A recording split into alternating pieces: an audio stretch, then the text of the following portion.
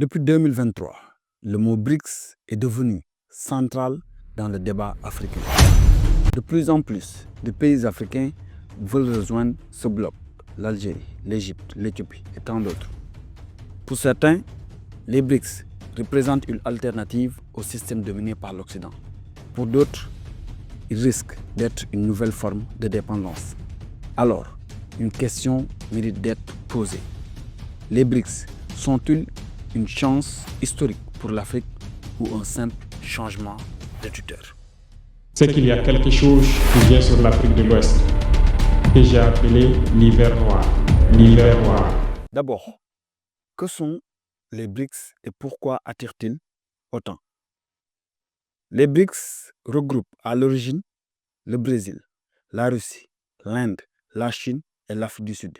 Mais depuis 2024, le bloc s'est élargi à de nouveaux membres, renforçant son poids économique. Avec plus de 40% de la population mondiale, environ 30% du PIB mondial et plus de 50% de la production énergétique mondiale. Pour l'Afrique, l'intérêt est clair. La diversification des partenaires, l'accès à de nouveaux partenaires et la réduction de la dépendance au dollar. Comme le disait le président sud-africain Cyril Ramaphosa, le monde doit devenir multipolaire et plus équitable.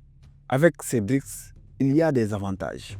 D'abord, des financements sans conditions politiques directes. Contrairement aux institutions occidentales, il y a moins de conditionnalité politique et une priorité aux infrastructures. Exemple, des chemins de fer financés par la Chine, des barrages et des zones industrielles. La nouvelle banque de développement NBD des BRICS finance déjà des projets en Afrique du Sud et en Égypte. Une marge de manœuvre géopolitique accrue. Les BRICS offrent une alternative diplomatique, une capacité de négociation renforcée. L'Afrique peut dire « nous avons le choix ». Enfin, une remise en cause de l'hégémonie du dollar.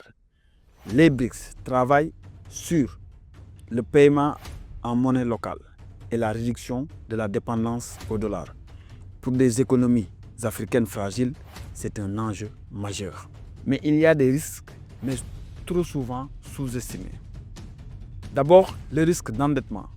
Certains projets sont coûteux, peu rentables à court terme. Exemple, les dettes liées aux infrastructures. L'ancien président tanzanien, Julius Nyerere, avertissait « La dette est une forme moderne de la domination ». Le déséquilibre des rapports de force. Tous les BRICS ne sont pas égaux. La Chine domine économiquement, l'Afrique risque de rester un fournisseur de matières premières. Le risque de dépendance technologique et sécuritaire. Dans le domaine des télécoms, de l'armement, de la surveillance, la souveraineté ne doit pas être uniquement politique. Mais comment l'Afrique peut tirer son épingle du jeu des BRICS? Les conditions essentielles sont simples.